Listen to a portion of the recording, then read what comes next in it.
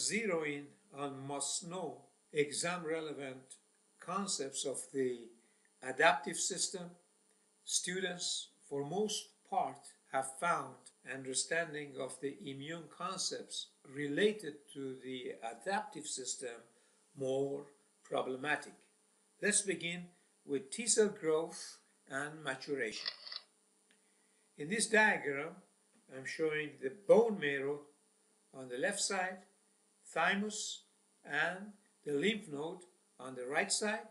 As you can tell, the stories of T cell maturation and growth begins in bone marrow, continues in thymus, and ends in the lymph nodes. T cell progenitors originate from hematopoietic stem cells in the bone marrow, and they neither express CD8 nor CD4, and as such they are known as CD4, CD8 negative cells, or another name for this is double negative T cells. Then T cells migrate to thymus for development and maturation. In a sense, thymus is the school system for the maturation and growth and training of the T cells. T of the thymus goes with the T of the T cells. Two important events, very important for the survival of the T cells, happen in the thymus. One is positive selection. This happens in the cortex of thymus. T cells with T cell receptors that can bind MHC1 and 2 molecules, they will receive a positive survival signal and they can survive. And as you can see in this diagram, we have CD4 positive, CD8 positive T lymphocytes in the cortex of the thymus. The next event that happens is the negative selection. This happens in the medulla of the thymus. T cells with T cell receptors that express high affinity for MHC molecules with self-antigens will receive negative survival signals and will be removed by apoptosis. This part of the training is very important because you don't want the T cells to react and affect the self-antigens and self-epitopes. So negative selection will ensure that the T cells that are reactive against cell antigens are going to be removed at this phase. The outcome in the medulla is going to be formation of the CD8 positive T lymphocytes and CD4 positive T lymphocytes that are then migrated as naive T cells onto the lymph nodes. I want you to note that there are many T cell receptors and many CD4 or CD8 molecules on T cells. However, the CD4 and CD8 molecules are closely associated with T cell receptors. The reason that I mentioned this, I've separated the T cell receptors showing the letter T in these diagrams, and I've shown at least one CD8 and one CD4 protein molecules on each of the T cells, but I want you to know the CD4 and CD8 proteins are closely associated with the TCR receptors. As you can see in the lymph node, we have cytotoxic T cells and we have T helper 4 cells that, under the effect of the cytokines such as interleukin 12, 4, and 6, these are evolved into proper naive T cells. For instance, interleukin 12 causes formation of Th1 CD4 positive cells. Interleukin 4 causes Th2 CD4 positive T cells, and interleukin 6 causes Th17 T cells. What is the significant role of the CD4 and CD8 molecules on the T cells?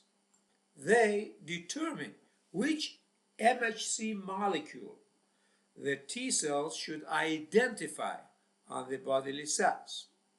CD4, as we said before, identifies MHC2 on the antigen-presenting cells, and CD8 identifies MHC1 on all nucleated cells.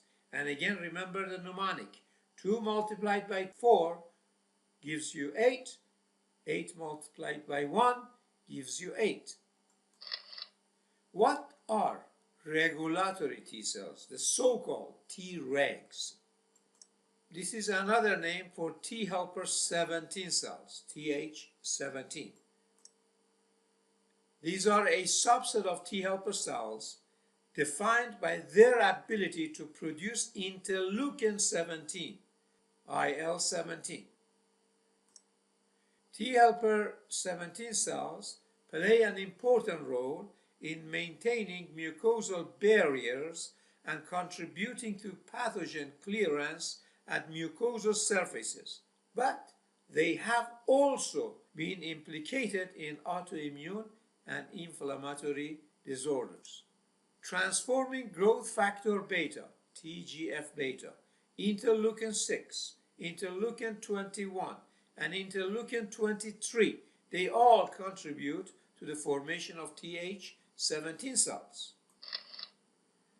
Th17 cells are defined by their ability to produce interleukin 17. What are some major functions of interleukin 17? This interleukin is a pro-inflammatory cytokine that binds to interleukin 17 receptors.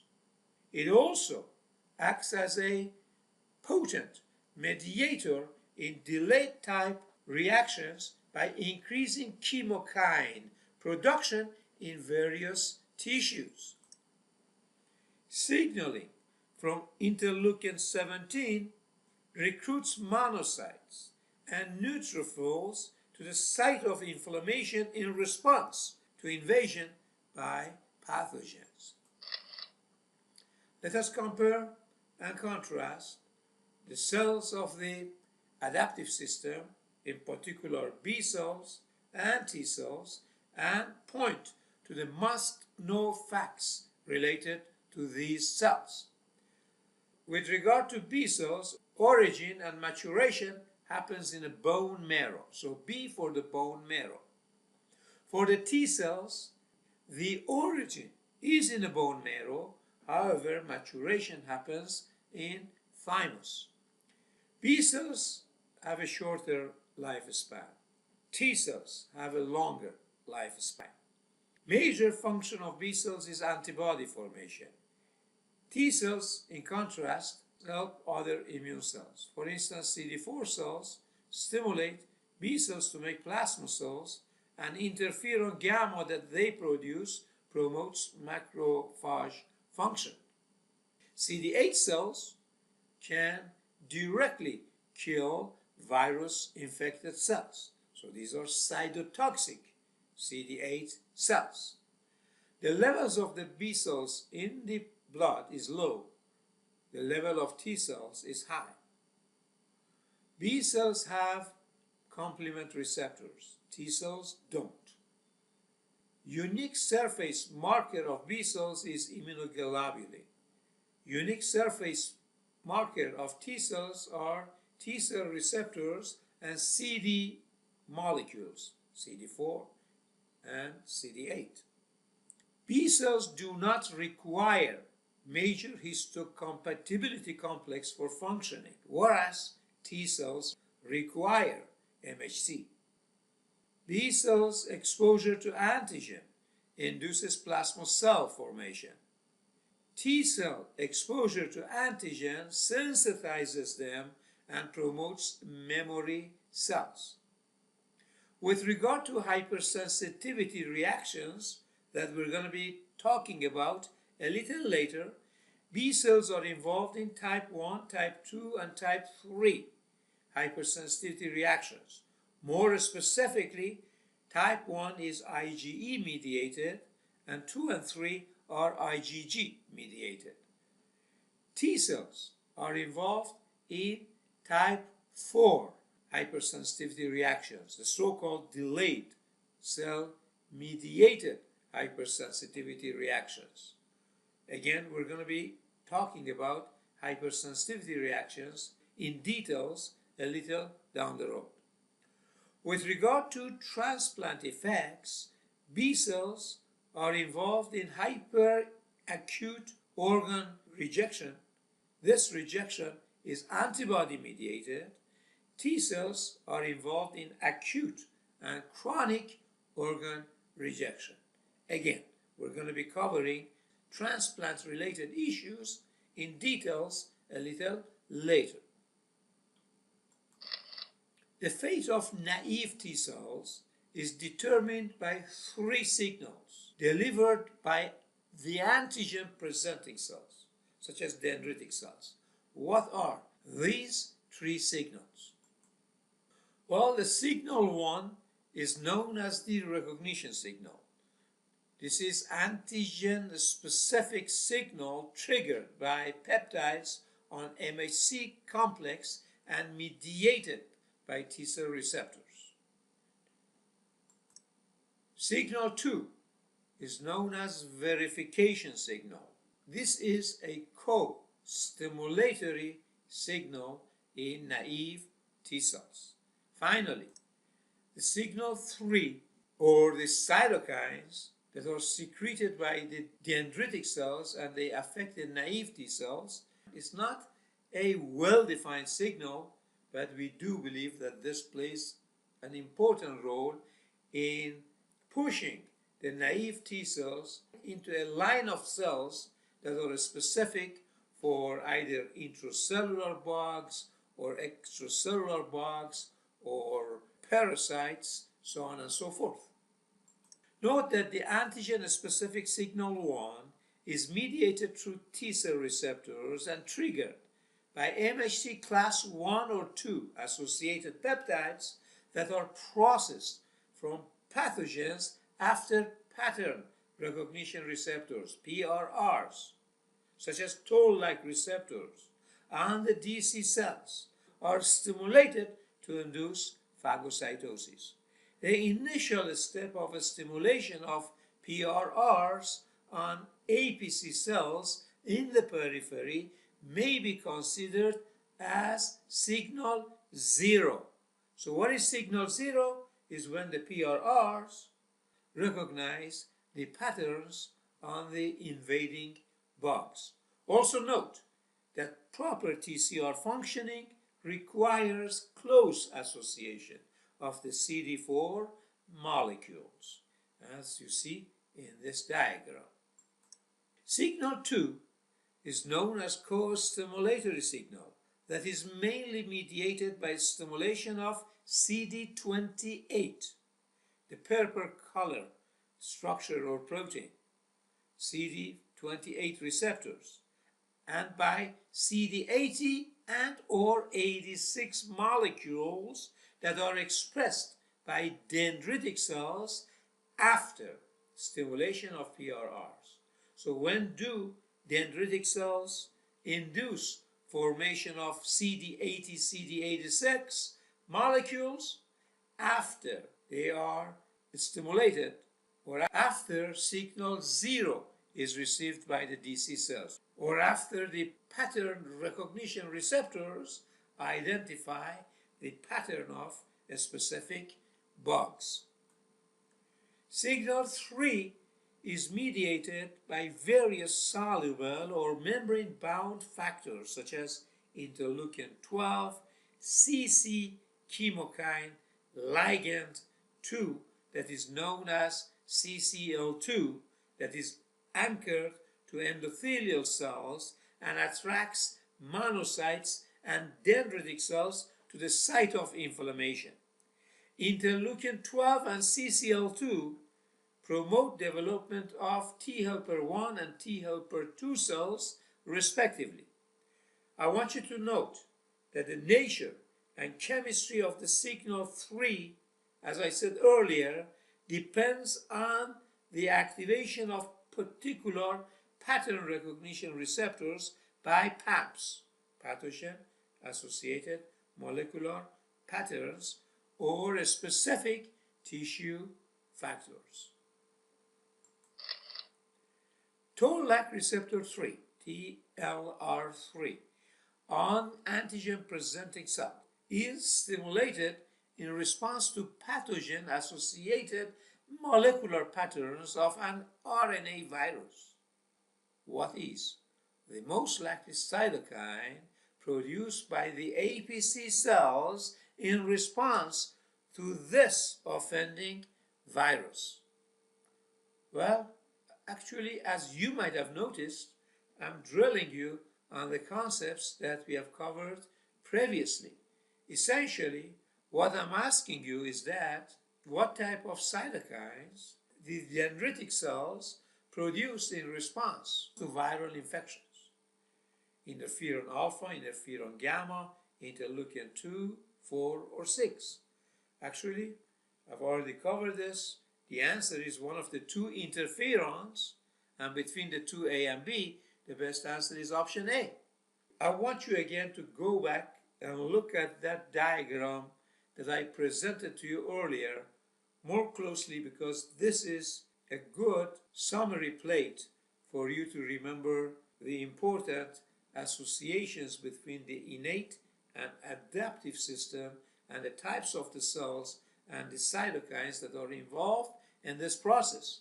As you see on top of the diagram, if the offending bugs or viruses, these viruses are going to be recognized by pattern association molecules or receptors on the dendritic cells, and that induces formation of interferon alpha and beta in the dendritic cells.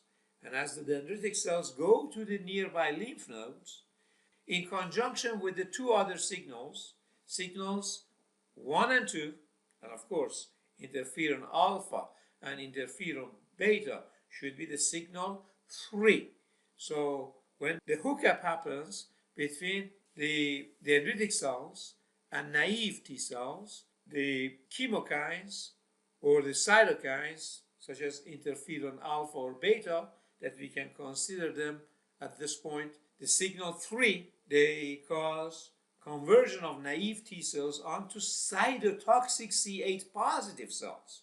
And these cytotoxic C8 positive cells can attack the cells that are infected with viruses, and they can cause apoptosis in them.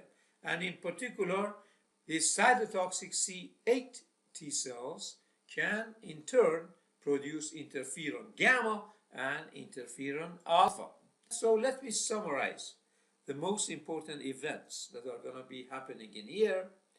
Receptors that are known as toll-like receptor 3 on the antigen presenting cells, they recognize viral double-stranded RNA patterns, and they produce interferons alpha and beta.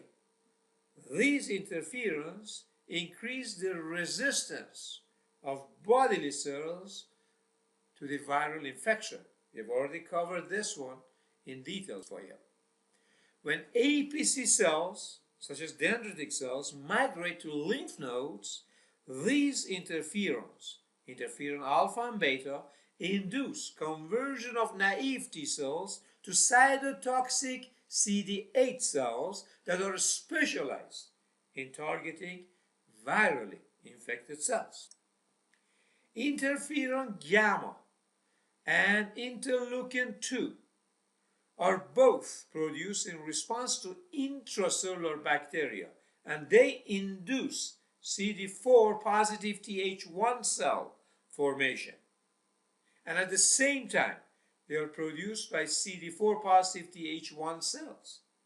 I want you to note that Th1 helper cells are the immunity effectors of the host against intracellular bacteria and protozoans.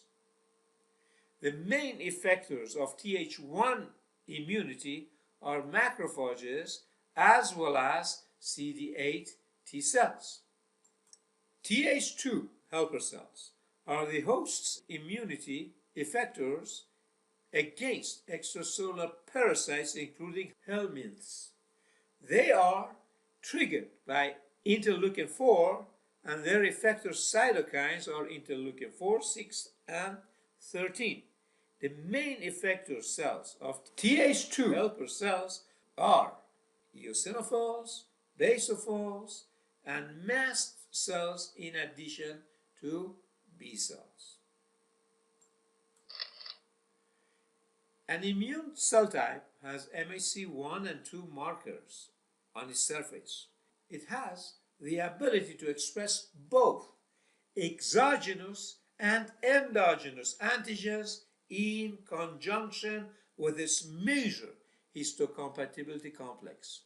Certain subtypes of this immune cell with CD8 markers on their surface are able to express exogenous antigens on their MHC class I molecules.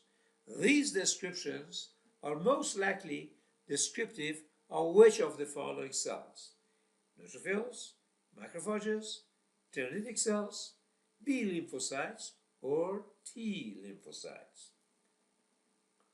Well, these are descriptive of dendritic cells. And here I'm showing a dendritic cell with all those extensions on its body for grabbing the antigens, and I'm showing both MHC1 and 2 on these dendritic cells. These are by far the most potent cells for expressing MHC1 and MHC2 molecules.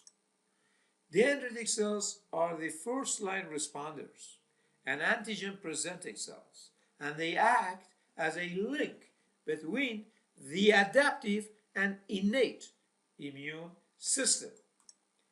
All DCs express both MHC1 and MHC2 on their outer membrane. All DCs are able to express endogenous antigenic peptides in conjunction with their MHC class I molecules. All DCs have the ability to express exogenous antigenic peptides in conjunction with their MHC2 molecules. However, only certain subtypes of DCs have the ability to express CD8 markers and can express exogenous antigenic peptides together with their MHC1 molecules. The latter way of antigen presentation is known as cross presentation. MHC1 molecules mostly present endogenous proteins that are degraded to peptides within cytosol. MHC1 also can express endogenous self-proteins such as plasma membrane moieties, cytoplasmic proteins, and other cellular ingredients. MHC class II can load peptides that result from proteolysis of exogenous pathogens after endocytosis and after degradation within the endosomes. CD8 positive dendritic cells are unique subtypes of dendritic cells that are able to express exogenous antigens together with MHC class I molecules on their surfaces. I've shown this diagram to you before and we have already covered it. On the left side, I'm showing how the MHC molecules express the endogenous antigens, and on the right side, how they express exogenous. Of course, for the endogenous antigens or epitopes, we are dealing with MHC1, and for exogenous with MHC2 molecules. And again, remember that proteasomes are involved in digesting or breaking up the endogenous proteins into smaller pieces, and the TAP protein takes them into the rough endoplasmic reticulum, wherein they are presented on the surface of MHC1 molecules that are synthesized by that particular cell.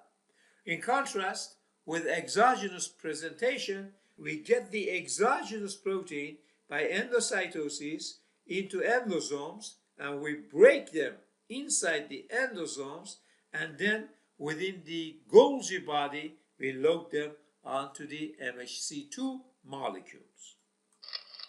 Antigen presenting cells activate B and T cells by 3 signals, as we said earlier, which 2 of the 3 are by far more important for activation of T cells and induction of immunoglobulin class switching in B cells.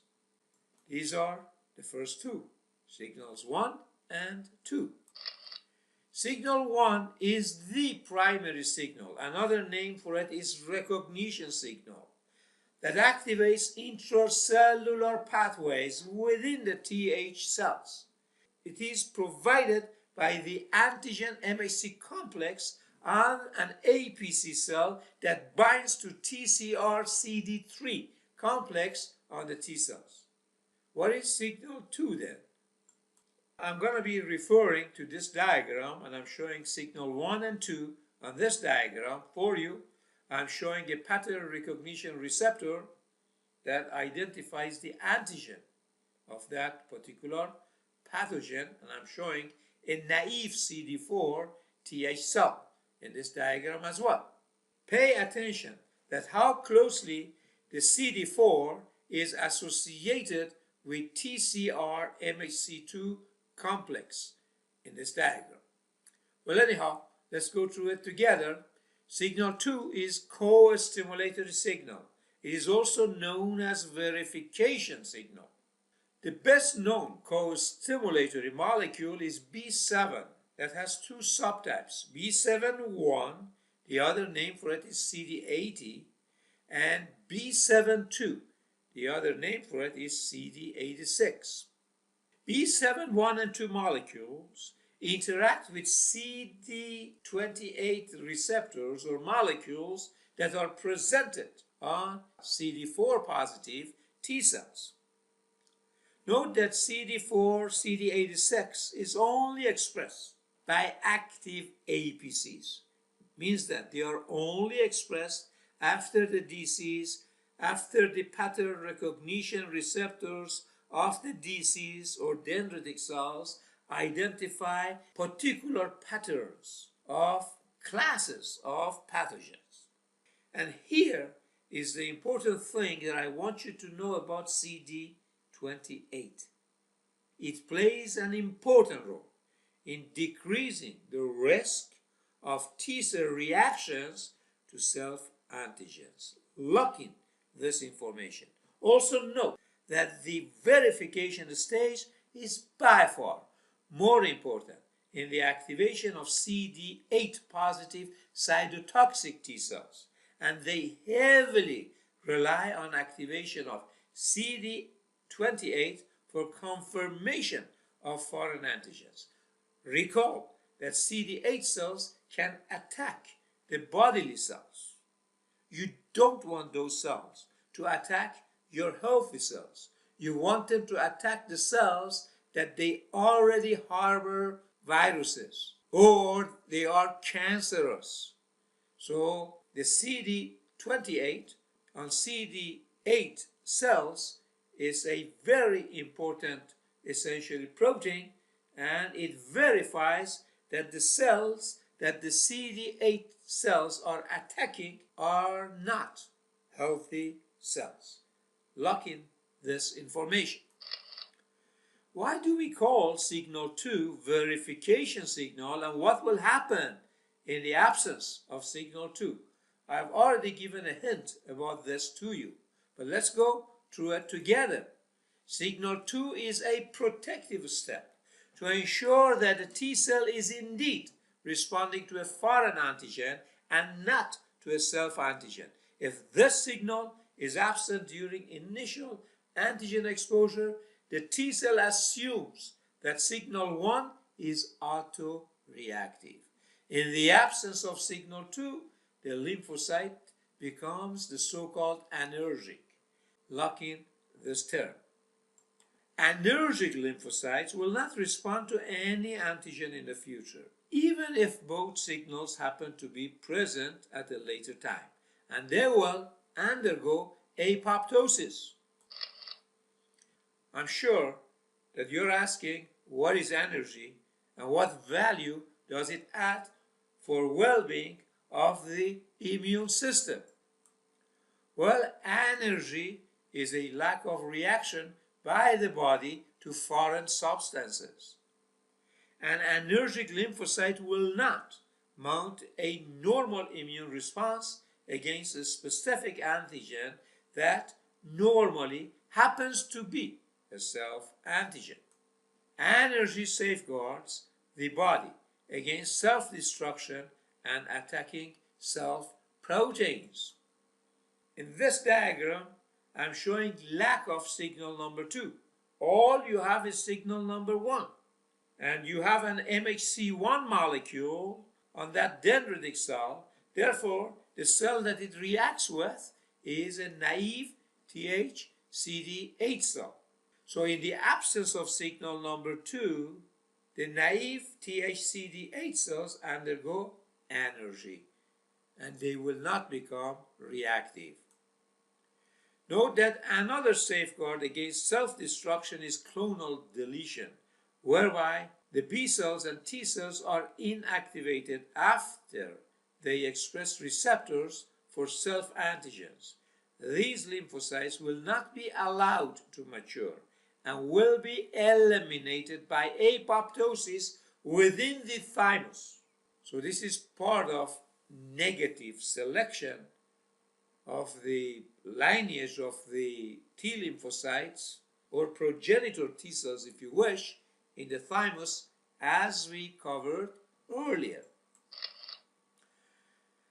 Let me orient you a little about this diagram. This is very high yield and important, and we're going to be referring to similar pictures in the future. I'm showing a particular pathogen, and I'm showing a pattern recognition receptor on this particular dendritic cell. And on the dendritic cell, I'm showing an MHC2 molecule. MHC2 molecule, as you know by now, is responsible for presenting the exogenous epitopes or exogenous antigens. On the naive T cells, I'm showing a T cell receptor and CD4 protein in association with TCR.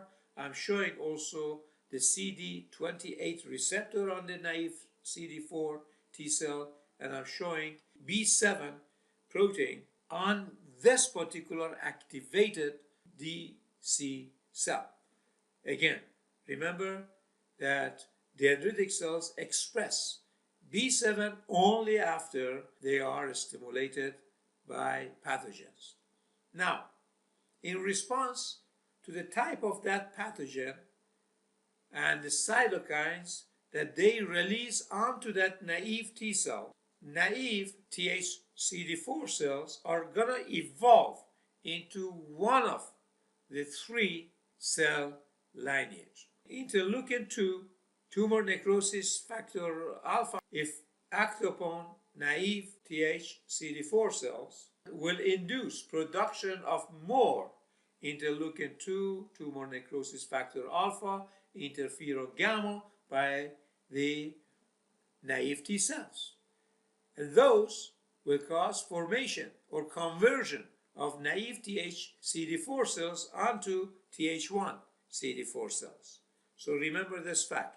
This confuses students.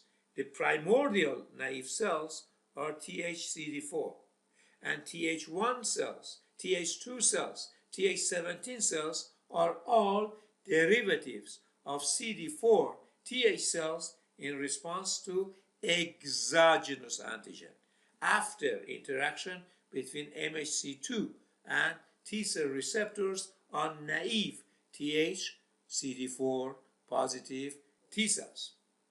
Now, Th1 cells cause activation of the macrophages.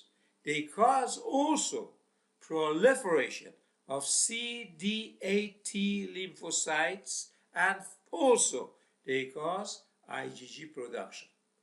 So let's summarize. Th1 CD4 cells, they activate macrophages, they cause proliferation of the CD8 T lymphocytes, and they cause IgG production. Now, if the cytokines produced by the D cells is interleukin 4, 5, and 13, these cytokines cause formation of more interleukin 4, 5, and 13 by naive CD4 cells, and they convert naive CD4 cells onto Th2 CD4 cells, T helper 2 CD4 cells. T helper 2 CD4 cells in turn cause proliferation of the B cells, they promote antibody switch in the B cells, and they cause all types of antibody production, IgG, IgM, IgE, and IgA by the plasma cells. Finally, if the cytokines produced by DC cells are interleukin 6 and 21, they cause conversion of naive CD4 T helper cells onto T helper 17 CD4 positive T cells. These T helper 17 cells, they maintain mucosal barrier, they recruit neutrophils and macrophages to infected tissues. I want you to look at this diagram a few times and try to lock in information provided in this diagram. We may be referring to this a lot more as we go on, and also you may hear about these on your exam. So what is a T suppressor cell? Well, this is the older name for regulatory T cells. These are also known as Th17 or Treg cells. They express CD4 and CD25. So what cells express CD4 and CD25? T suppressor cells. What is the other name for T suppressor cells? Th17. What is Treg? Is a jazzy name for T suppressor cell.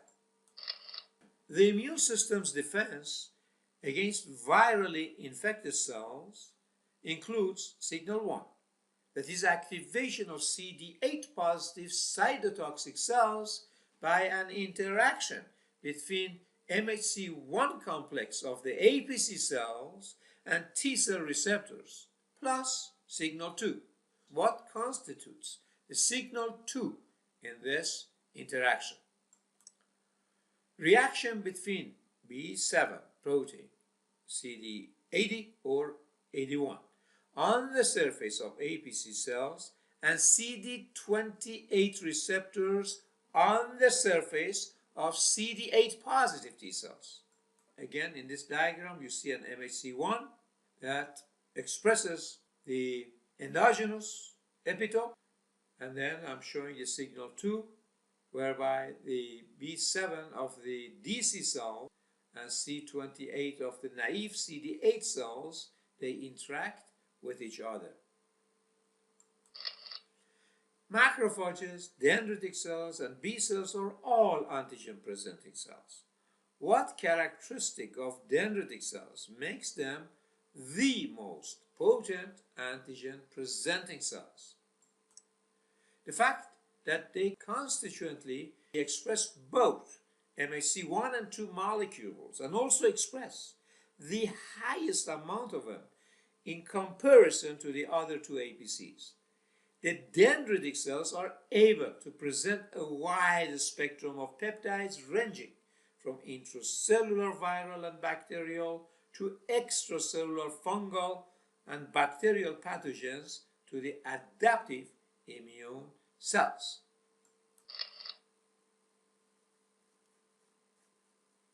Let us see how the innate and adaptive system they are integrated. So after exposure to antigen, the dendritic cells, they get activated and then they migrate to nearby lymph nodes. Antigens of exogenous pathogens in conjunction with MHC2 are presented to and activate naive CD4 T cells. This is event number 1. With the help of the third signal, these are the cytokines that are produced by the dendritic cells in response to the pathogen-associated molecular patterns. The naive CD4 T cells evolve into one lines of T cells, T helper 17, T helper 2, or T helper 1. These are events 4, 3, and 7 in this diagram. T helper 1 cells produce interferon gamma that in turn activates natural killer cells and macrophages both. These are cells with notorious ability to perform phagocytosis. These T cells, on the other hand, can internalize viruses and express their peptides on their MHC1 molecules and then directly activate CD8 positive Th1 cells. This is event number 2. CD8 positive T cells in turn can target virally infected cells of the body and can induce apoptosis on them. Remember that all nucleated cells express MHC1 molecules on their surfaces. In response to extracellular bacteria and fungi, the DC cells produce cytokines that will drive them to T helper 2 formation. This is event number 4. T helper 2 cells in turn produce interleukin 4, 5, and 6. These interleukins activate B cells. This is event number 5. And induce isotype switching in them. This is event 6. Note that isotype switching is conversion of membrane-bound immunoglobulins to soluble immunoglobulins. This is event number 6. Additionally, activated B cells are also converted to plasma cells. And this is event number 9. And plasma cells are the most efficient cells that in the tissues they produce antigen-specific antibodies against the soluble antigens. Let us compare and contrast T helper 1 and T helper 2 cells. You may refer also to the diagram that I'm showing at the bottom of this picture. T helper 1 lymphocytes are involved in regulation of cell-mediated immunity and phagocyte-dependent inflammation, whereas T helper 2 cells are involved in regulation of humoral immunity. T helper 1 arises from naive T cells when exposed to antigens in the presence of interleukin 12 and type 1 interferons, namely interferon alpha and interferon beta. Whereas the T helper 2 lymphocytes secrete interleukin 4, 5, 10, and 13. Here is the fact that I want you to remember. T helper 1 lymphocytes are inhibited by interleukin 10. T helper 2 lymphocytes are inhibited by interferon gamma. T helper 1 lymphocytes stimulate CD8 positive T cells and macrophages. T helper 2 cells stimulate B cells to switch antigen and produce plasma cells for antibody production. T helper 1 cells are involved in the pathogenesis of organ-specific autoimmune disorders such as Crohn's disease, sarcoidosis, and also in acute kidney allograft rejection. T helper 2 cells are involved in allergen-specific Th4 responses, and they are responsible for atopic disorders in genetically susceptible individuals?